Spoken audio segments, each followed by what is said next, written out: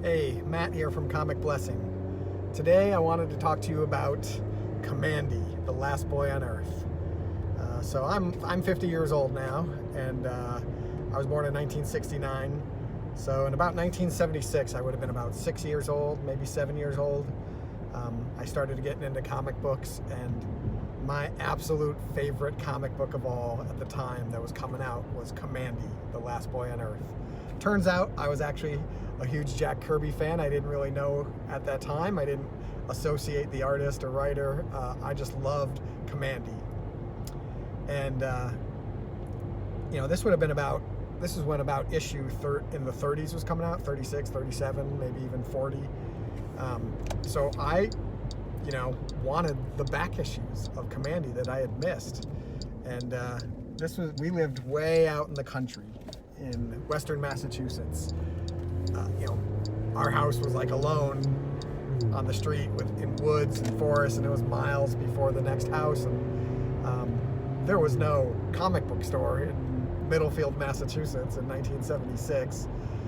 So it was about an hour's drive to another a town that would have a used bookstore. We'd go there, and I'd sometimes be able to get a few back issues of Kamandi, but nothing under number 10 really. And I just, back then they used to publish those the pages in the comic that had the covers of other comics, and I just saw these covers of the Kamandis that I wanted so badly. I just loved them, and I just really wanted to get like a full run back to number 1. But, there wasn't much I could do. There was no internet at this time. There's no stores locally. The few used bookstores that were about an hour away, when I did get to go to them, they didn't really have much for back issue comics. They might have like a bin of some random comics that I might luck across a Kamandi. But my grandmother, she lived in New York City, and we would travel down there about once or twice a year and visit. And my father did some research, and he found an actual comic book store, 1976 comic book store in New York City. It was on 32nd Street, right next to the Chelsea Hotel. I vividly remember it. I've looked online, I can't find anything about that comic book store, but it was definitely there. And we went down and visited my grandmother, and I got to go to this comic book store, and they had everything. But Kamandi was pretty popular in 1976, and they had a number 1. I looked up and I saw Kamandi number 1. It was behind the register, behind the counter up on the wall, and it was pretty expensive for a comic book in 1976. I think it was like $15 or something, and because Kamandi was pretty popular back then. I think you could probably get a copy now for $15. But yeah, 1976 Kamandi 1 was right there in front of me, $15, and there was no way that my parents were buying that for me for $15. But I saw it, at least. I knew where it was. It was right there in New York City in a comic book store on 32nd Street by the Chelsea Hotel, behind the counter. Kamandi 1 was just sitting there waiting for me. My ultimate comic holy grail. My best treasure that could possibly exist was right there. And I was able to get a couple back issues that I didn't have at that store that were like $1 or $2, but I couldn't get that $15 one. But I knew it was there. So I would figure out, I was patient, and I could figure out how to get it. Now, I had a best friend. His name was Billy Thomas. He lived in a town called Chester, Massachusetts. It was probably, 20 miles away. And I would show him my Kamandis, and I got Billy hooked on Kamandi too. And it was cool for me to share, the thing I loved with my friend, and he was into it too. And I told him about that Kamandi 1 sitting there in New York City in that comic book store. And he told his dad. And his dad was a lawyer, and he made regular business trips to New York City. So he said he knew where the Chelsea Hotel was, so he knew where to go to that comic book store. And he would go there maybe once a week or more. So off he went, and he returned with some back issues for Billy. And he was nice, and he bought me like a back issue as well. Not the number one, but, you know, one of the later ones that I didn't have. So that was kind of cool. But then I started to think about what was happening. And, you know, a week later, Billy's dad went down to New York City again. And he felt generous, so he just bought Billy a slew of stuff. And he came back, and there it was. That Kamandi number one that I had seen on the wall. My personal treasure. The perfect treasure for me. He bought it, and he gave it to his son, Billy, you know, as a present. I don't remember if it was his birthday or if it was just being nice. But yeah, Billy now had that copy of Kamandi number one. My 6-year-old mind melted down. And I was filled with a jealousy that I had never experienced before, because that was my Kamandi number one in my head. I was the one who had found it, you know, 4 hours away in New York City, located it. And then I was the one who had turned Billy onto Kamandi. I had gotten him excited about Kamandi, made him like Kamandi, that he even would want it to begin with. And I was the one who told him exactly where it was. I was the one who told his father how to get it. And there it was, you know, my treasure, the holy grail that was meant for me, was snatched from underneath me. And it was bought for my best friend, who had, in my mind, who had betrayed me. Like, I'd been betrayed, and he now had the Kamandi one. And I couldn't handle it. I was so jealous, and I hatched, you know, a wicked plan in my head, in my 6-year-old head, and I enacted it. So, maybe a week or two later, I had been told I could have a sleepover at Billy's house. So I packed up like some swimming gear and towel and whatever I needed for an overnight stay at my friend's house. And my mom drove me over there, and, you know, we hung out and went swimming and hung out that whole day. And I had brought some Kamandis so we could kind of share in the excitement and read them together. And we did. And then the next morning when I woke up earlier than everyone else. And I took that Kamandi one and I put it in my bag with the issues that I had brought. And then I did more than that. Then I took a bunch of the Kamandis that he had, probably issues I already had, and I hid them in his house, because in my head I was thinking I needed to set him back in his collecting so that he wouldn't just immediately do the same thing again. And I did it. I stole Kamandi number one from my best friend Billy back in 1976. And my parents picked me up. I went home. I had his Kamandi one in my bag that I had brought, along with the ones, you know, the Kamandis I had brought over. And I went home and I sat and read it. I scrolled away by myself and read it. And then, you know, it was probably maybe the next morning, we got a phone call from his parents. My parents got a call. And, you know, the entire thing had been found out, of course. They had found the issues I had hidden all around his house. And they recognized that the Kamandi one was gone. So they called to find out what had happened. And, you know, it was obvious to the adults what had happened, but I refused to admit. I just said, I did not do that. I had the Kamandi one. I gave it back. I said that must have been a mistake, that I accidentally picked it up in my bag. I said I knew nothing about hiding the other ones, and I just refused to admit it. And I remember Billy's dad talking to my mom on the phone, and he was pretty angry, and my mom kind of talked him down and said, you know, this is a 6-year-old. It's no big deal. And, you know, life went on. Billy got his Kamandi one back. They had found the ones I had hidden, so everything was fine. But I never admitted it. I refused to admit it. No matter what, I was never going to say out loud that I stole that Kamandi one. And in my mind, I remember thinking, like, you know, if I just wait, everyone will forget about this incident. It'll drift away, lost in time, and it'll be completely forgotten. It would have never happened. And years went by, and I think it was forgotten, except by me. I remembered, and I spent the last, you know, more than 35 years, or, well, 45 years, more than 45 years now, and I have never once spoken aloud, admitted, confessed that I stole that Kamandi one, that I did that crime. until right now. This is the first time I'm saying it out loud. This is the first time I'm telling anybody. You watching this is the first time that I am ever admitting that I stole that Kamandi 1. And I did. I took the Kamandi 1. I hid the other Kamandis. I did that horrible thing.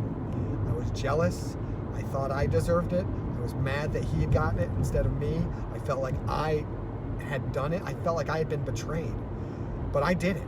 I chose to steal that from my best friend, and I did it. I stole the Kamandi 1, and I would never have admitted it.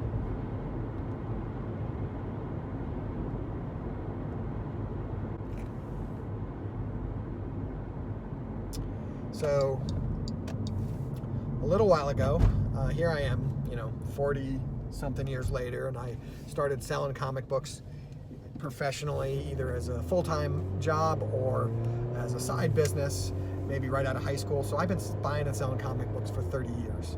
And during that time, I've had Kamandi, complete runs, but every time I just would buy them and turn around and flip them. And I never really wanted to think about the fact, what I did when I was 6. I just didn't want to think about it. I wasn't going to say it out loud. And so I bought and sold Kamandi just as a commodity, but I never really,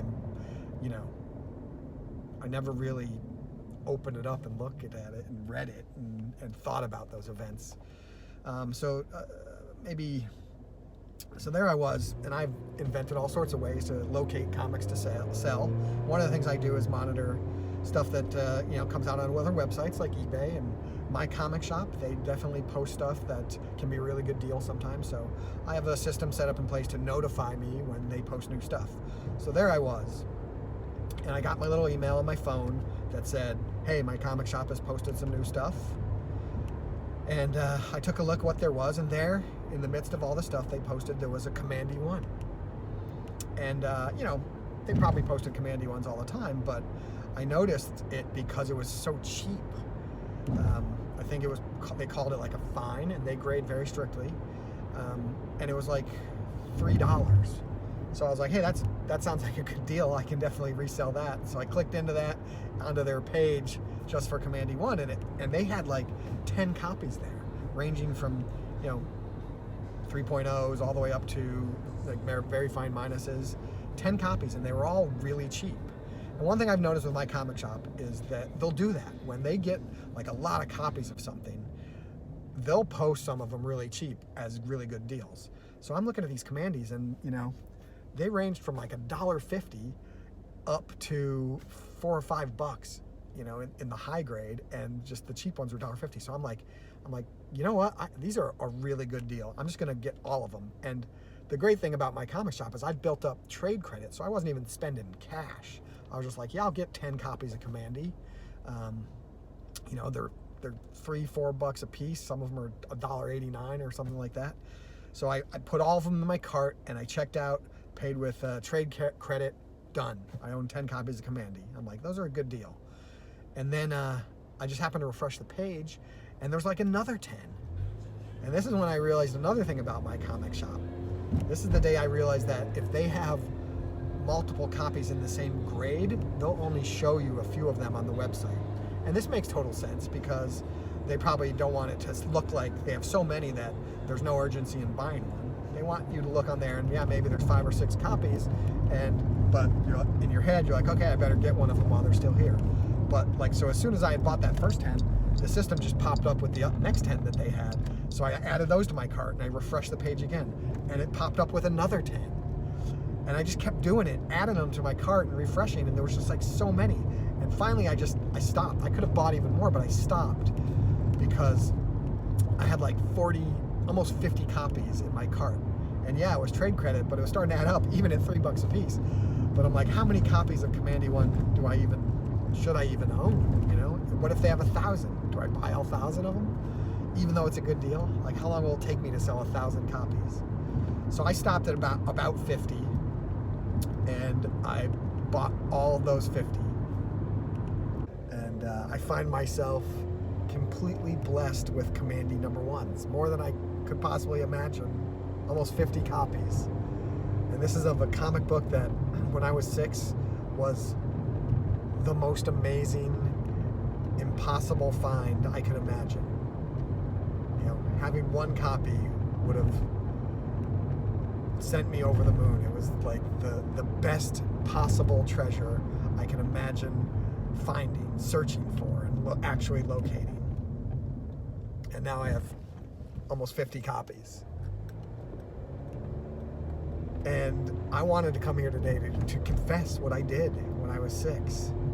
To confess how I was driven by jealousy and anger and desire for this comic book that I stole it from my best friend. So I came to confess that, to speak out loud that it was actually me, and to acknowledge that I was wrong, that I did something bad, that I knew was bad, and I just did it anyhow because I wanted it so badly. But I renounce that. I should not have done that. I should not have stolen Billy's Kamandi 1. Now, that seems pretty cool, but Kamandi 1 is not what I search for anymore. It's not my #1 treasure anymore. I still have nostalgia for Kamandi as a series, and I'm a big Jack Kirby fan, like I said, with all his work. And Kamandi 1 itself holds a special place in my heart and probably always will. But that's not my treasure anymore. That's not what I'm out there seeking.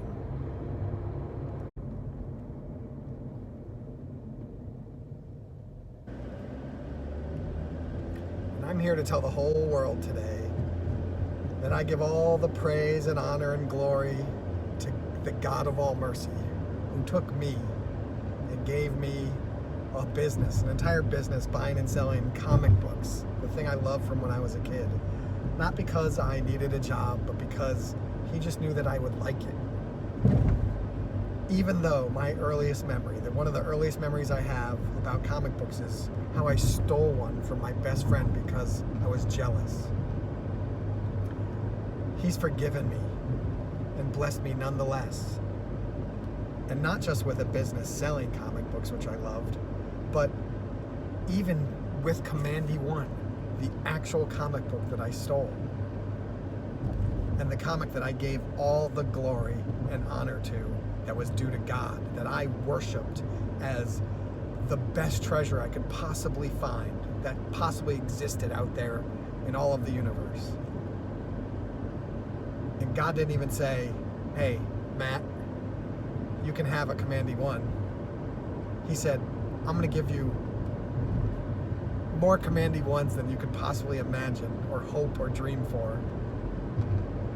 And when I bought these 50 Kamandi 1s, I thought I was just going to flip them for a profit. And I've sold a few, but I'm going to keep 40 as a testament to what the God of mercy has done for me in my life. And Billy Thomas, if you're out there, I wanted to make this video to just finally publicly confess for what I did, to acknowledge that I did it. I stole your Kamandi #1. I hid those other Kamandis in your house. I knew it was wrong, and I did it anyhow because I was so jealous and angry, and I just wanted that Kamandi 1 so bad, and I thought that it should have been mine. And I'm sorry. And you probably moved on in life. You'd be about 50 now. And if anyone, maybe you're watching this video, or maybe someone who knows you, who knows Billy Thomas from Chester, Massachusetts in the 70s, maybe they tell you about it. Maybe you see this video and you probably moved on and don't care about comic books. You've probably grown up unlike me. You don't care anything about comic books.